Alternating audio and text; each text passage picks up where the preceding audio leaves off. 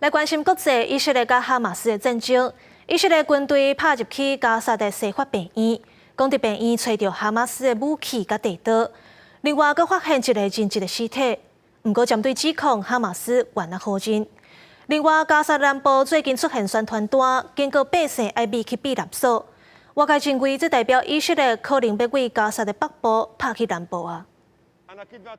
伫土家摆真侪穿大袖加手铐。以色列军队这礼拜突击加沙地区上大医疗院所西法病院，讲哈马斯利用病院做暗号，甲指挥中心设伫咧病院的骹。虽然以军一开始并无伫咧病院内面找到相关证据，一直到16才放出这段影片。As we can see, we are in the heart of the hospital.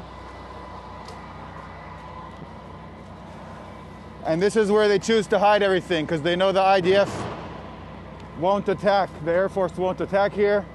以色列军方讲，已经找到哈马斯藏伫咧病院下骹地道的入口，伫摧毁地道了，踮一台停伫咧病院建筑物之间的一台卡车顶头发现武器，推测因原本会互哈马斯提起进行10个吹击的攻击。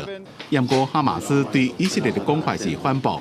There is no center or control room for Hamas in this hospital. We avoid all the hospitals all the time. The Israelis, they have said that about Rantisi Hospital, and they were lying. 另外，以色列军方伫咧搜查的过程中，也伫西法病附近发现被绑架一位65岁人质的尸体，目前已经通知家属。איתרה את הגופה באחד מהבתים במהלך הסריקות, כאשר ליד הגופה נמצאו אמצעי הלחימה של המחבלים אשר החזיקו ביהודית. 另外，以色列宣布将要摧毁哈马斯伫加沙北部的军事系统。自拜三开始，加沙南部主要城市出现以军空投的宣传单，内容警告当地居民赶紧撤离到避难所。外国媒体讲，以军有可能将会对南加沙进攻。